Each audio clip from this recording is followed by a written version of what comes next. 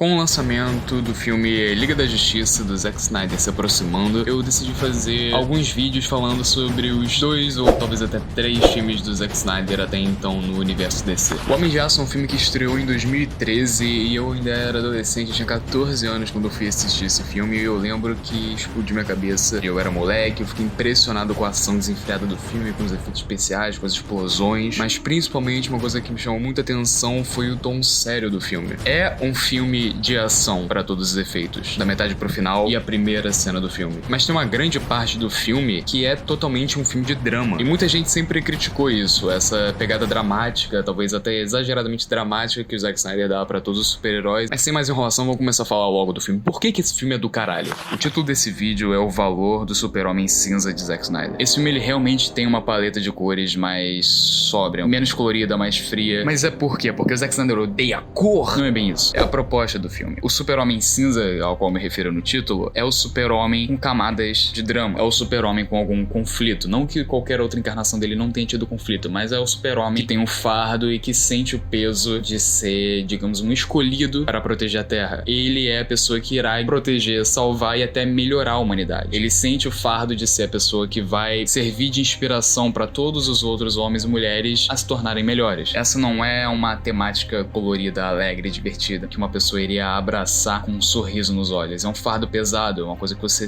carrega com dificuldade. A maior referência que o planeta Terra sempre teve de quem é o Super-Homem vem do filme de 1978, dirigido pelo Richard Donner e protagonizado pelo imortalizado Christopher Reeve. Aquela é a maior referência que as pessoas têm, no geral, tanto criadores quanto fãs, de o que é esse personagem. Então esse filme ele veio com uma missão de tentar trazer um Super-Homem diferente pro cinema. Porque até então, basicamente, a única versão que a gente tinha tido era do filme original do Richard Donner, repetida várias vezes até a exaustão, e que já tava pra lá de saturada. E o Homem de Aço começa basicamente como um remake do filme original do Super-Homem. Tem todas aquelas cenas em Krypton, contextualizando quem são os kryptonianos, o que é esse planeta, por que ele tá morrendo, e existe toda uma discussão entre o pai do Super-Homem, que é um cientista, defendendo que o planeta dele está morrendo porque abusaram dos recursos naturais, com um conselho de Krypton, e que basicamente são os responsáveis pela condenação do planeta. No filme original isso não gera nada muito mais complicado do que só um debate entre esses dois lados. Nesse filme é o início de uma guerra civil no planeta. Eu gosto pra caralho dessa abertura, porque ela começa de um jeito que eu acho que praticamente qualquer filme de aventura poderia ou deveria começar, que é com porrada, é com ação, é com as coisas explodindo, acontecendo na tua cara, e você tenta pegar da metade, tenta pegar do caminho andado. E mesmo que a história que esteja rolando seja muito parecida já com aquilo que a gente viu no filme de 78, a caracterização de tudo é muito diferente, parece uma cultura real. E como eu falei, tudo isso vai acontecendo de uma maneira muito rápida. Você é jogado no meio dessa confusão toda, existe um senso de urgência que você assistindo o filme rapidamente você pega, você percebe, você entende logo de cara que o planeta tá pra morrer, o Jor-El, o pai do Super-Homem, tá numa missão pra conseguir salvar o que resta da humanidade. Não humanidade, da kryptonidade. Eu não sei como é que chamaria isso. E naturalmente eles conseguem sim salvar a vida do pequeno Kal-El, enquanto o planeta sucumbe e todos os outros kryptonianos morrem. Até aí, você já espera que a história vai continuar seguindo exatamente o mesmo caminho do filme original, tal qual um remake normalmente faria. Só que é quando ele chega na Terra que as coisas mudam. No filme original, você acompanha o crescimento do Kal-El, ele caindo na fazenda dos Kent, sendo adotado por eles. Nesse filme não. Quando a nave do Super-Homem chega na Terra, o filme já corta diretamente para a fase adulta do Clark. A partir daí, então, o filme vai andando de maneira linear, mas alternando com flashbacks da infância e da juventude do Clark na Terra. Só que o filme não se preocupa muito em contextualizar como que era a vida dele no campo, com a família e tudo mais. Os flashbacks, eles são focados em mostrar traumas da vida do Clark. Mas aí que vem a pergunta, por que focar só nos traumas? É uma necessidade bizarra e quase masturbatória que o Snyder tem de querer deixar tudo muito sombrio e pesado e dramático. Não, é o tema do filme. Todos os traumas do Clark ao longo do filme lidam com um único tema, o medo. Quando em todos os outros filmes o Super-Homem sempre foi tratado como algo angelical, uma pessoa, um ser que aparece e todo mundo admira instantaneamente por causa das habilidades dele, nesse filme ele tenta dar uma pegada diferente. É uma interpretação que já veio em outras mídias antes, mas que era original para o cinema. Um mundo que poderia ter medo de uma figura com poder maior do que qualquer outra pessoa na Terra. Isso é mostrado através da relação que o Clark tem com o pai pai dele ao longo do filme, o pai adotivo dele, o Jonathan Kent. Em vários momentos do filme, Jonathan afirma pro Clark que ele deve esconder seus poderes, que ele não deve se deixar ser visto pelo mundo como alguém com super força, por exemplo. E isso é particularmente enfatizado na cena em que ele salva o ônibus da escola dele que tá afundando, ele consegue erguer o ônibus da água, os colegas de classe dele veem isso e começam a achar que é algum milagre. Was an act of God, Jonathan.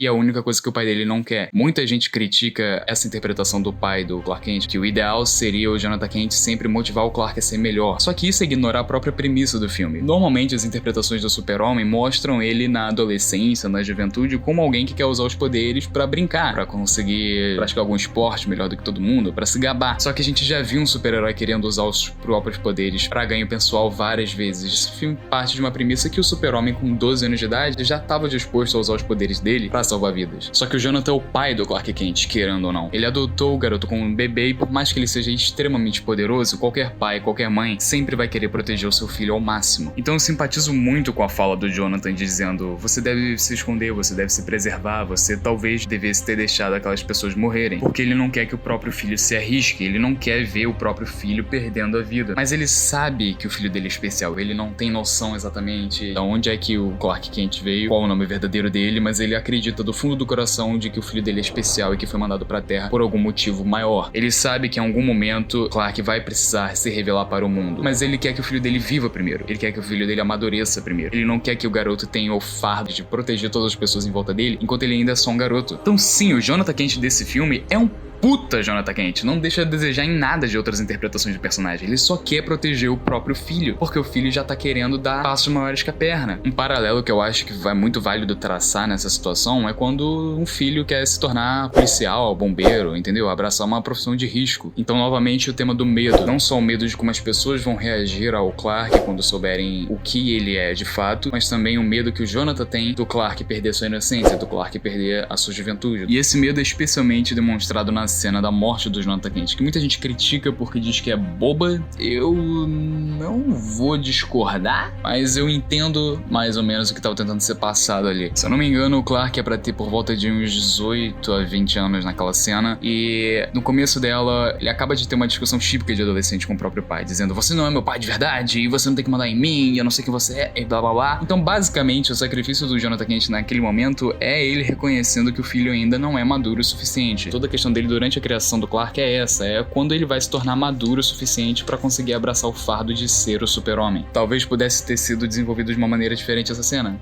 Provavelmente. Mas a mensagem tá ali, a importância da cena ainda é válida. E um detalhe também a acrescentar em relação a isso é que ninguém de fato sabe nada sobre a origem do Clark. Ele só vai descobrir isso quando chega aos 33 anos de idade, depois de passar sei lá quanto tempo andando pelo mundo e procurando pela origem do povo dele. Ninguém sabe exatamente o quão poderoso que ele é. E isso é ressaltado por uma fala do pai biológico do Clark Kent no filme, o Jor-El, quando ele diz: o único jeito de saber o quão forte você é continuar testando os seus limites. E isso é dito numa das cenas mais lindas de todo o filme, a cena do primeiro voo do Super-Homem. To keep testing your limits. Agora eu quero falar do General Zod, o vilão do filme. Se a temática de O Homem de Aço toda é o medo acerca da figura do Super-Homem, o medo que um ser com o poder do Super-Homem seria capaz de trazer, o General Zod é a personificação desse medo dentro do filme. Porque beleza, você vai olhar pro Super-Homem a princípio, um cara que voa, que solta raio e é indestrutível, mas quando você vê que ele tá do seu lado, as pessoas provavelmente parariam de temer ele. É uma conclusão lógica que você chegaria assistindo ao filme, e aí a temática do filme vai por água abaixo. Mas aí entra o General Zod na jogada, é por isso que ele é tão importante no filme, porque ele é essencialmente o Super-Homem, né? E é mostrado com a destruição causada na cidade. Muita gente fala: como é que o Super-Homem deixou isso acontecer? Ele não tem culpa. Eram dezenas de kryptonianos com poderes iguais aos do Super-Homem causando destruição desenfreadamente, e ele sozinho tentando controlar aquilo tudo, sendo que ele acabou de aprender a usar a maioria dos seus poderes. Inclusive na última batalha ele ainda tá aprendendo a usar alguns. Na última batalha ele usa pela primeira vez o raio de calor dele de um jeito que nunca tinha usado antes, como uma arma, como realmente algo que pudesse cortar ou matar alguém. Até então, o máximo que ele tinha feito era usar esse raio de calor pra cauterizar a ferida. Então toda a destruição que é causada na cidade é também pra reforçar que o medo de uma figura como o Super-Homem é legítimo dentro desse mundo. A história de Krypton que é apresentada nesse filme, cada pessoa que nascia, ela já nascia designada por uma função que ela ia cumprir o resto da vida. O General Zod era mais uma dessas pessoas. Ele nasceu para defender o planeta Krypton. I was bred to be a warrior, Cap.